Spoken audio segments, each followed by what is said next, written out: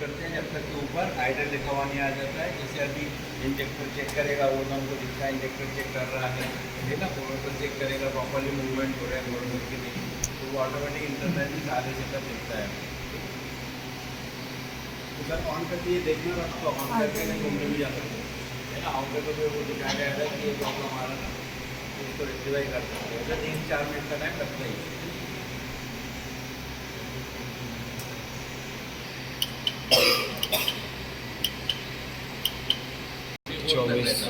है ना। तो टोटल पाँचों में कितना हो गया 120 वाइल एट ए टाइम हम लोग रख सकते हैं। वैसे इतना यूज़ होता नहीं है कभी भी। और एक वाइल में से हम लोग जब तक की सोल्यूशन 0.5 ml नहीं बच सकता है जब तक हम इंजेक्शन लगा सकते हैं उसके कंटेंट, ठीक है। एक वाइल में से 100 इंजेक्शन तो यूजली लग जाता है। वही रहता है अपना सैंपल क्या बोलते हैं वाइल्स, है ना। वाइल्स है ये नहीं स्टॉपर से, हाँ सैंपल ही होगा। इसमें 2 टाइप और के आते हैं, ऊपर स्लिट में और नॉन स्लिट। जो ऊपर का दिख रहा है ये सिप का, ये 2 टाइप का आता है। एक में कटा हुआ रहता है पहले से ही। क्या होता था पहले प्रॉब्लम होने लगती है जब ये कटा हुआ नहीं आता था, है ना। पूरा सिप का पैक आता था बिल्कुल, ठीक है। जब इंजेक्शन की निडल जो रहती थी वो इंजेक्ट करती थी ना इसमें, तो उसका छोटा सा टुकड़ा ना चले जाता था साइड अंदर टूट के, या कभी वो निडल में फंस जाता था, छेदेदार वो जब इसमें छेद करती थी तो उसके अंदर उसका टुकड़ा फंस जाता था। तो फिर ये स्लिट वाले चालू है। पहले से स्लिट आता है, उसके अंदर निडल इजीली चली जाती है। फिर भी नॉन स्लिट कहाँ पे यूज़ होता है अभी भी, जहाँ पे इवेपोरेट होते हैं ना सॉल्वेंट, तो उनके लिए स्लिट रहता है, वो स्लिट में से निकल जाते हैं। तो अभी भी वो नॉन स्लिट यूज़ करते हैं वहाँ, जहाँ पे कि ऐसे सॉल्वेंट यूज़ हो रहे हैं वो जल्दी ईजीली इवेपोरेट होते हैं। तो इसका टेम्परेचर भी इसीलिए देने लगे। पहले सैंपल कूलर नहीं होता था, लेकिन सैंपल कूलर की रिक्वायरमेंट इसलिए है कि कम टेम्परेचर पर कोई अनस्टेबल कंपाउंड है या सॉल्यूशन है तो वो स्टेबल रहे। तो हम लोग 4 डिग्री तक टेम्परेचर मेंटेन कर सकते हैं।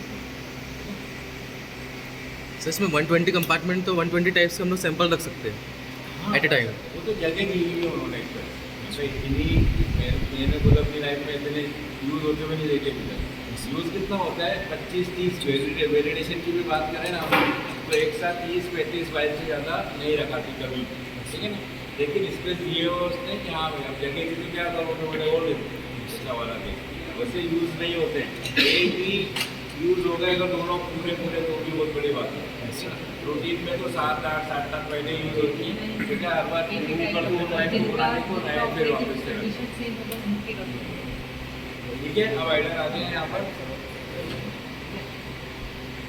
अब हम लोग समझते हैं इसकी पर्जिंग की प्रोसीजर।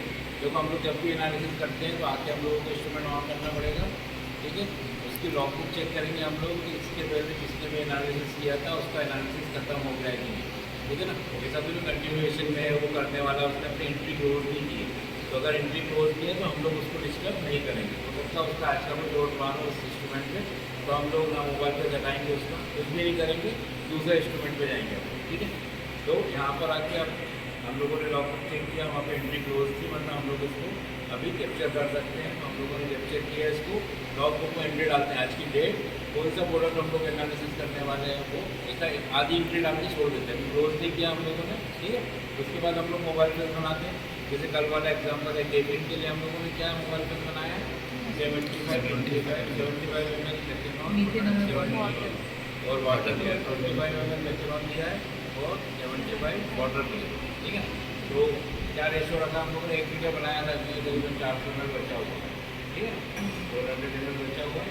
तो इसमें हम लोगों ने 250 ml मेथनॉल लिया था, 750 ml वाटर लिया, ठीक है। वो बना के उसको हम लोगों ने सोनिकेट किया, सोनिकेट करने के बाद उसको यहाँ पर लगा दिया हम लोगों ने। चारों चैनल हम लोगों ने उसमें डिप कर दिए, चारों चैनल डिप किए, लेकिन ये नहीं है हम चारों चैनल का यूज़ करने वाले, ठीक है। चैनल तो ए भी यूज़ होगा, तो कोई सा भी कर सकते हैं, ABCD कोई सा भी लगा के चैनल डालने के बाद वाला प्रोसीजर बता रहा हूँ आपको, ठीक है ना। यहीं से करेंगे, हार्डवेयर से अभी सॉफ्टवेयर ऑन नहीं किया हम लोग, ठीक है। सबसे पहले हम लोग मेन्यू बटन दबाएंगे।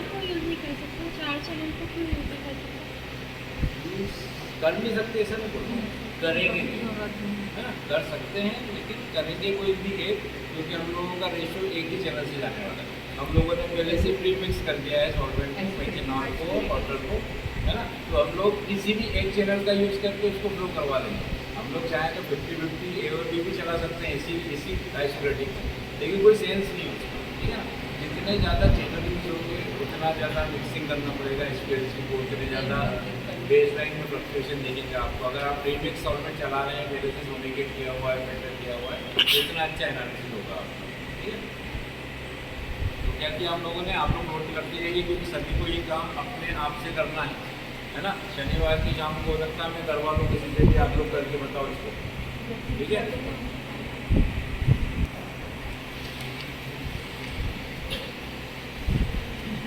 इनिशियलाइजेशन एंड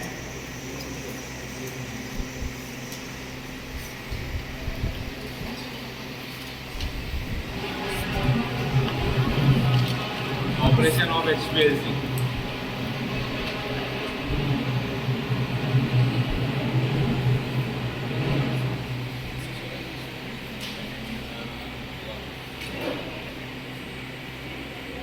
हम आप बुझाते हो अच्छे। सबसे पहले है ना, नंबर 1 पॉइंट आके लिखिए, switch check the entry in the log book.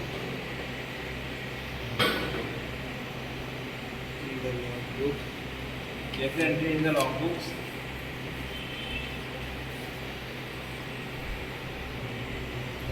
For any analysis on instrument.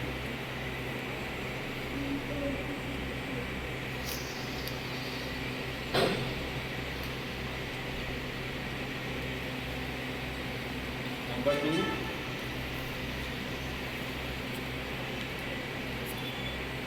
switch on the mains. Mains in the sense, इसको हमेशा हम लोग क्या इससे कनेक्ट करके रखते हैं, यूपीएस से।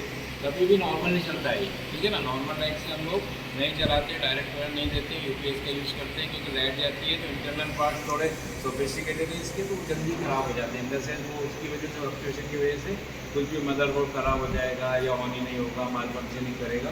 इसलिए हम लोग हमेशा यूपीएस के थ्रू चलाते हैं इसको, ताकि लाइट जाए तो इसको प्रॉपरली शट डाउन करके हम लोग बंद कर सकें, ठीक है ना। तो यूपीएस के थ्रू चलता है। तो स्विच ऑन द मेंस में हम लोग ऑन द बटन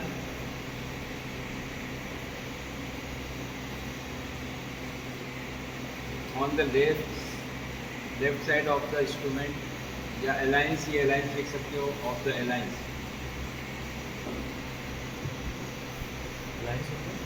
अलायंस ना इसका मॉडल का वो टाइप होता है, ये सीरीज होती है ना, अलायंस सीरीज की ये वाली। अभी आई सीरीज आ रही है, इंटीग्रेटेड सीरीज अभी जो आए करंट वाले। तो left side of the alliance है ना, to start the HPLC module.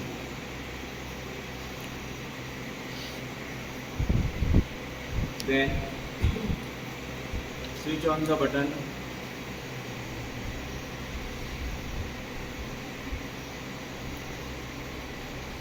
On the detector, PDA detector लिखिए, PDA detector. For the initialization, HPLC will take approx 4 to 5 minutes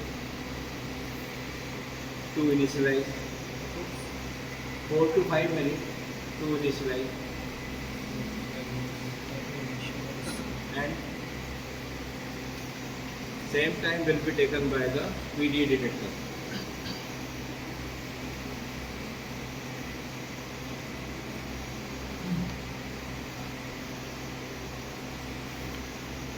Next one देखिए,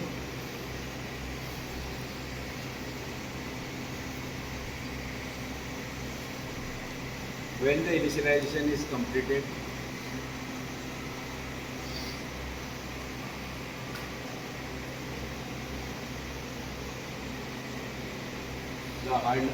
the hardware display will show idle condition, IDAV. Hardware display will show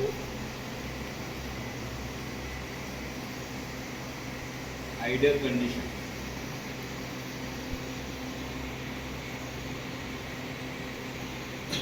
Press menu of the oblique status key. Press menu oblique status की, ये यहाँ पर एक आप लोग इधर आ जाओ, आके दिखता भी जाएगा आपको है ना। ये मेन्यू ऑब्लिक स्टेटस की है ना। ऑन द हार्डवेयर, किसी on the hardware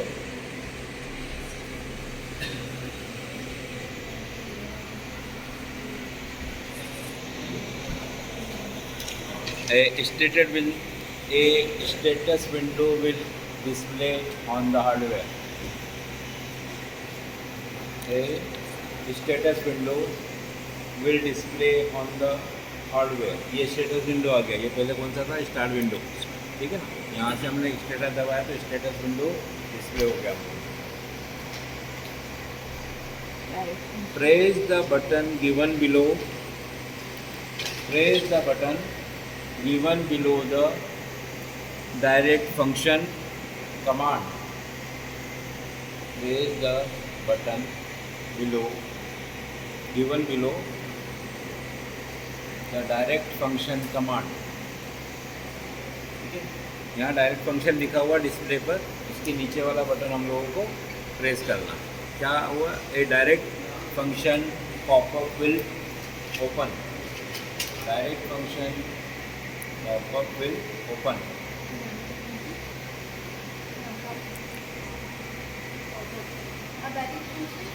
direct function popup will open.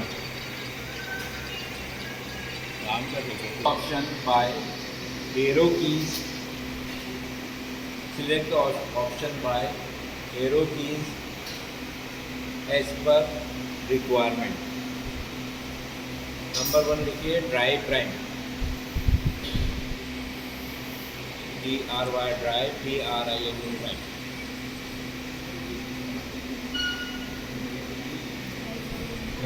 When the channels are dry, इसी ड्राइव प्राइम के आगे लिखना होगा। ड्राइव प्राइम कब करते हैं? When all the channels or the required channel are dry and there is no solvent in the channels। जब हमारी चैनल्स पूरे सूख जाए, ठीक है, या कोई सॉल्वेंट ना रहे उसके अंदर, तब हम लोग क्या करते हैं? Drive prime. When we perform the drive prime, when for this, है ना, हम लोग एरो की से ड्राइव प्राइम की डेटा शुरुआत होती है जब, ठीक है। Press okay button and enter the prime duration time in minute। कितनी देर तक करना है हमको ड्राइव प्राइम? प्राइम मतलब समझ दो पर्जिंग होता है, ठीक है ना। पर्जिंग या वॉशिंग जो भी बोल सकते हो आप मन से, मतलब अलग अलग इंस्ट्रूमेंट के लिए अलग अलग टर्म यूज करते हैं। सर पर्जिंग और डीगैसिंग दोनों डिफरेंट चीज़ें थी। डीगैसिंग अलग है, जो बताऊँगा डीगैसिंग अलग। तो पर्जिंग अभी क्या कर रहे हैं हम लोग? पहले से जो ड्राई हो गए हमारे चैनल, है ना, जिसके अंदर हवा भरी हुई है या सॉल्वेंट खत्म हो गया है या गलती से बाहर निकल के गिर रहे हैं, ठीक है, तो उसमें सॉल्वेंट की जगह फिर एयर आने लग जाती है। तो वैसी कंडीशन में हम लोग क्या करते हैं? ड्राइव प्राइम, ठीक है। ड्राइव प्राइम में ओके किया हम लोगों ने। ड्यूरेशन जो भी अभी हमने 1 मिनट डाला उसको, सर ये टाइम ड्यूरेशन और अपने अकॉर्डिंग डाल सकते हैं। हाँ, ये 1 मिनट बाय डिफॉल्ट डाला हुआ है, इसको हम लोग चेंज भी कर सकते हैं। यहाँ से आप 2 मिनट डालेंगे 2 हो जाएगा, ठीक है ना। कितना डालना चाहिए?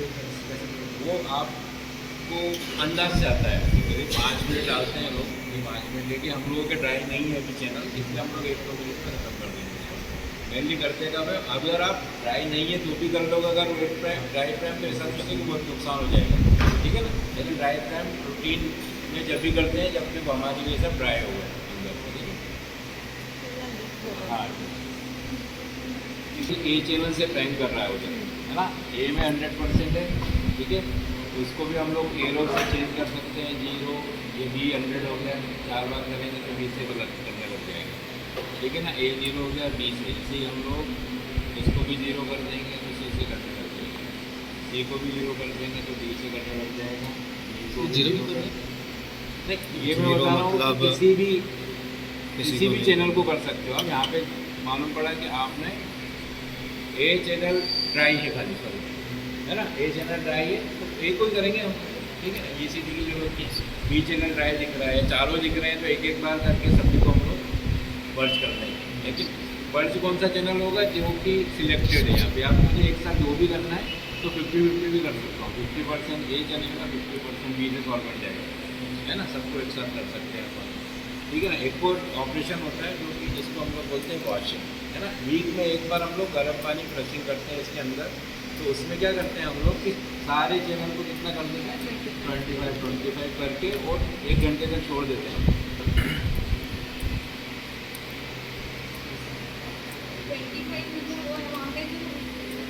मिनट टाइम 25% जिस चैनल से जितना अमाउंट ऑफ सॉल्वेंट देगा, जैसे मैंने फ्लो डाला 1 ml पर मिनट और यहाँ पर रेशो डाल दिया चारों चैनल का 25, ठीक है। तो 0.25 ml वो हर एक चैनल से लेगा, है ना। 1 ml को डिवाइड कर देगा 4 पार्ट, 1 डिवाइडेड बाय 4 करेगा वो 0.25 ml का वो सारे चैनल में से चलाएगा, सारे चैनल फ्लश होगा एक साथ। अगर मैं 50-50 कर दूँगा ए और बी चैनल को, तो वो 0.5 ml बी में से लेगा, 0.5 ml ए में से लेगा। ऐसे में अगर 1 ml कर लूँ सिर्फ एक चैनल से, ए चैनल में कर दिया मैंने ए, तो एक ही चैनल से 1 ml का फ्लो चलाता रहेगा, बाकी 3 का यूज़ नहीं करेगा। अगर मैंने 2 दिए हैं तो बाकी 2 का यूज़ नहीं करेगा, सिर्फ 2 चैनल से वो फ्लशिंग करेगा, वॉशिंग करेगा। तो यहाँ पर हम लोग क्योंकि जब वॉशिंग करते हैं या फ्लशिंग करते हैं तो चारों चैनल की होती है फ्लशिंग, तो इसलिए हम लोग 25 सारे चैनल में से डाल के फ्लो भी अच्छा खासा डालते हैं, 5 ml 1 मिनट का डालते हैं, ताकि एक अमाउंट ऑफ गर्म पानी माथे पहुँचते ठंडा हो जाएगा नहीं, ठीक है ना। तो अच्छे ज़्यादा फ्लो से हम लोग उसको वॉश करते हैं, फ्लश करते हैं, ठीक है। वापस हाइडल हो गया, खत्म हो गया, डायरेक्ट फंक्शन में फिर से जाएंगे हम लोग, ठीक है। यहाँ पे सेकंड ऑप्शन है वेट प्राइम, लिख लीजिए वेट प्राइम, दूसरा ऑप्शन। ये रूटीन प्रोसेस है ना, this is a routine process of HPLC analysis.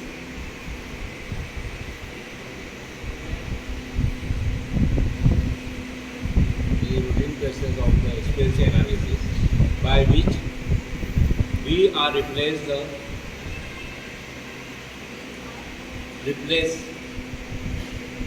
the old solvents,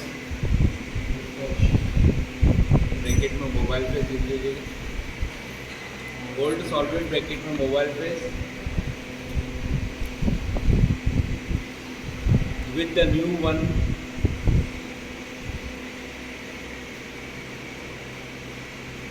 before start the analysis.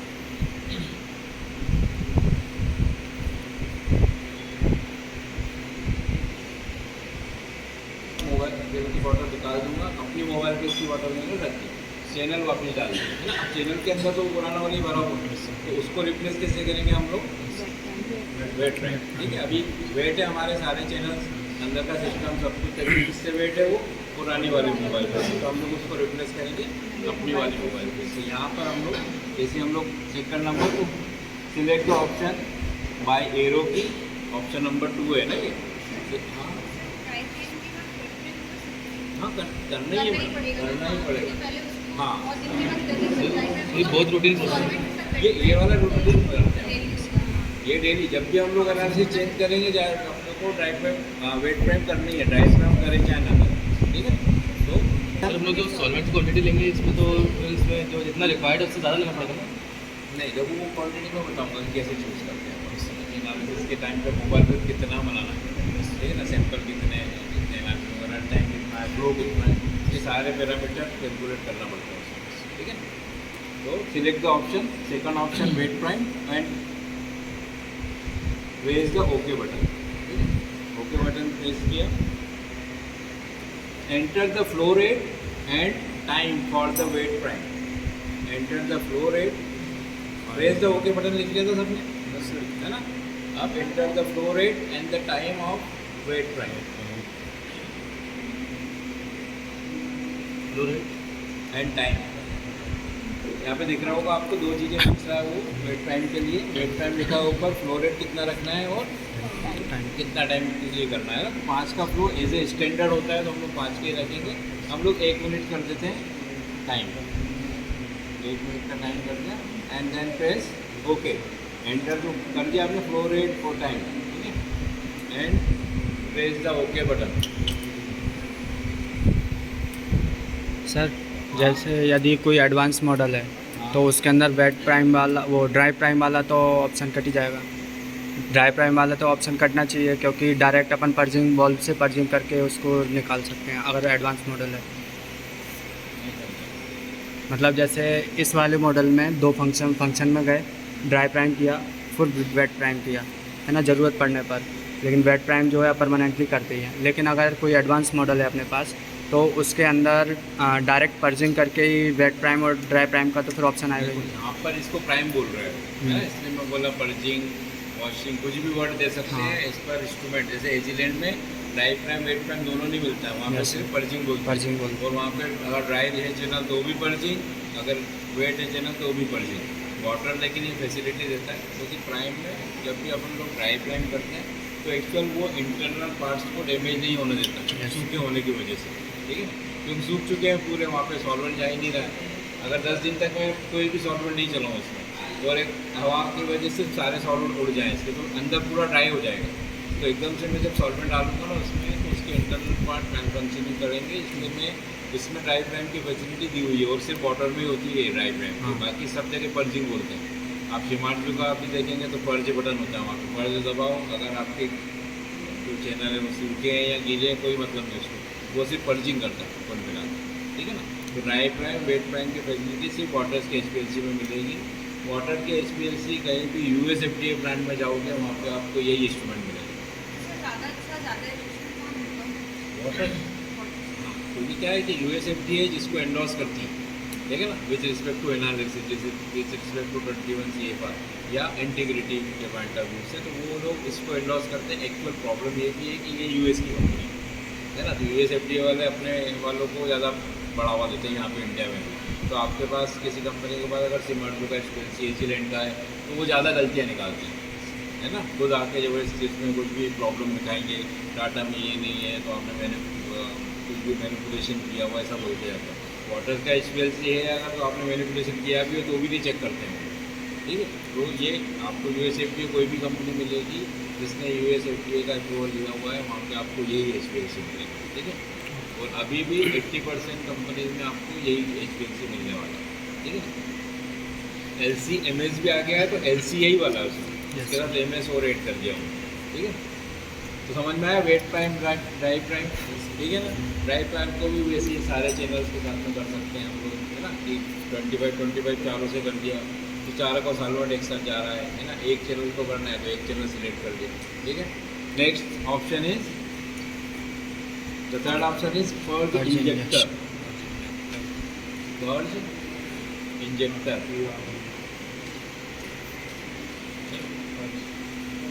this option used for the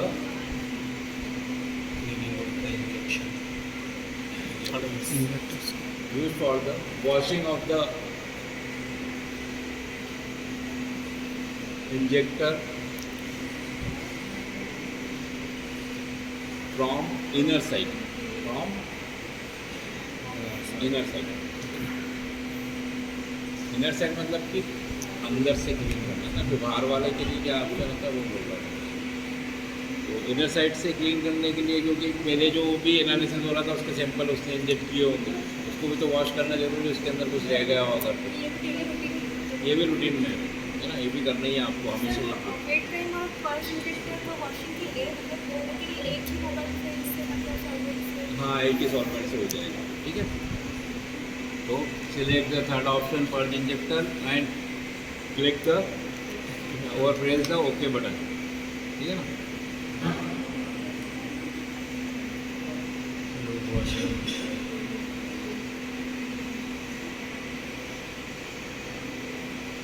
अब उसका है सैंपल रूम वॉल्यूम, ठीक है ना, कितने वॉल्यूम से क्लीन करना है उसको। ये वॉल्यूम ml में होता है ना, कितना ml यूज़ करेगा, ये 6 ml यूज़ करेगा पूरे इंजेक्टर को क्लीन करने के लिए by default. Sample room volume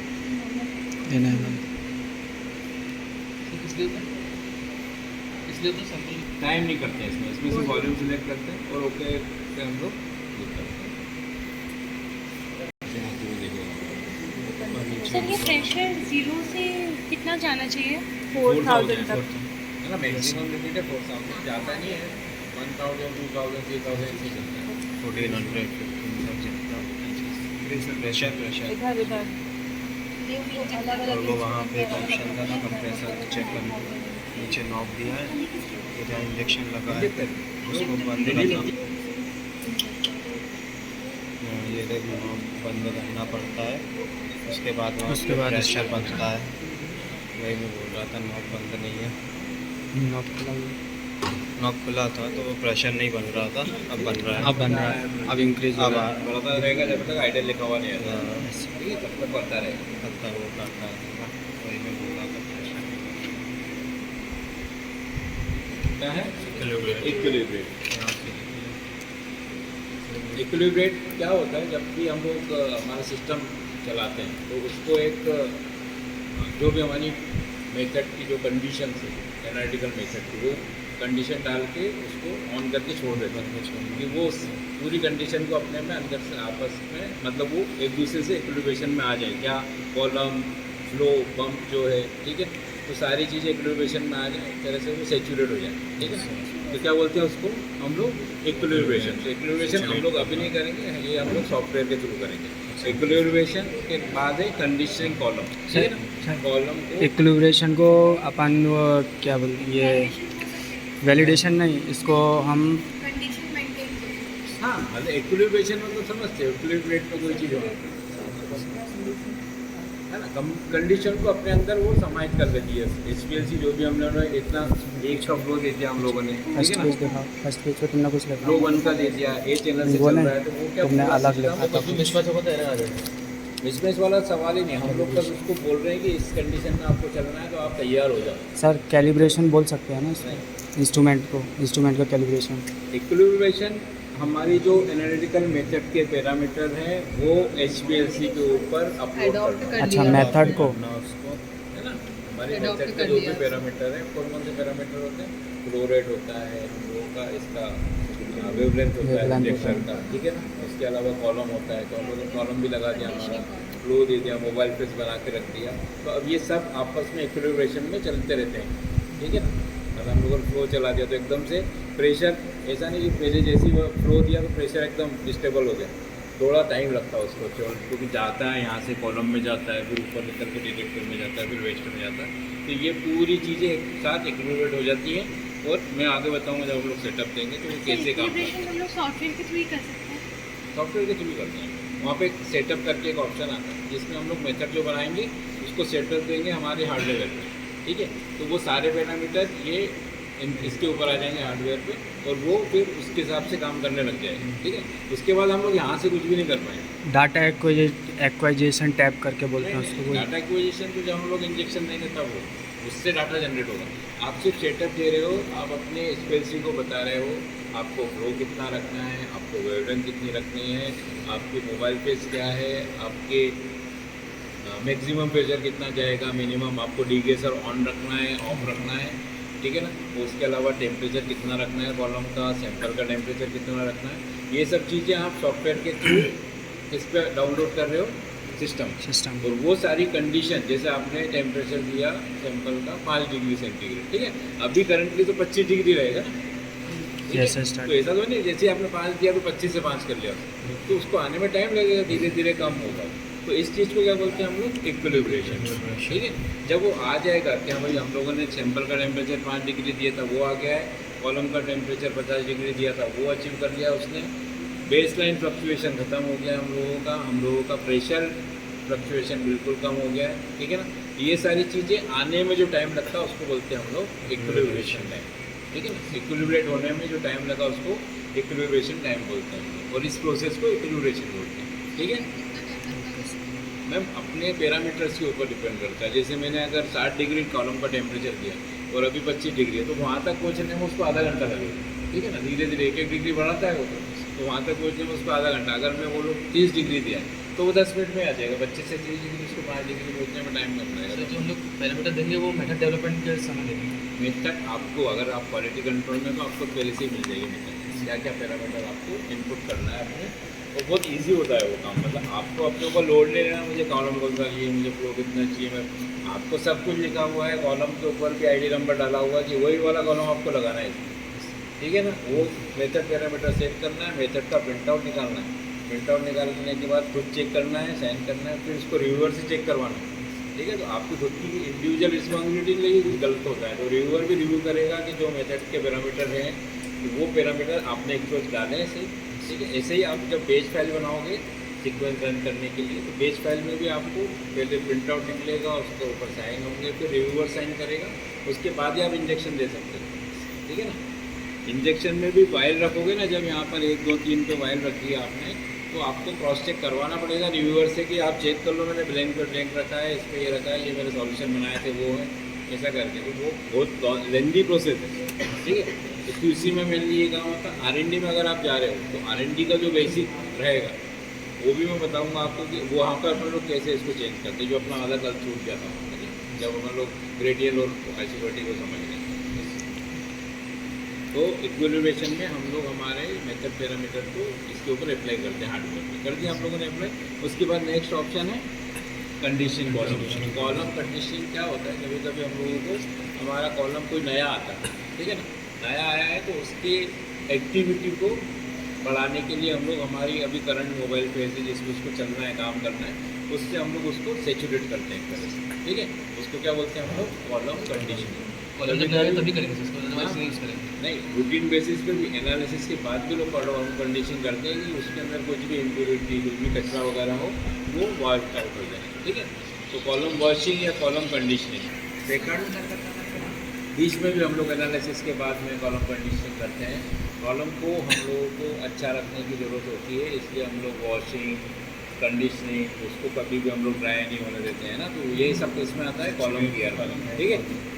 next one is inject sample. जब भी हम लोग हार्डवेयर से इंजेक्शन देना हो तो हम लोग इंजेक्ट सैंपल ऑप्शन का यूज़ करते हैं, लेकिन ये काम आपको नहीं करना है, ना तो आपको कभी करना पड़ेगा, ठीक है ना। सब कुछ काम आपको सॉफ्टवेयर के थ्रू करना पड़ेगा। जब भी इंजेक्शन देंगे तो उसका डाटा जनरेट होना जरूरी है। अगर हम यहाँ से इंजेक्शन देते हैं तो उसका डाटा जनरेट नहीं होगा, ठीक है ना। चलिए अब सॉफ्टवेयर पे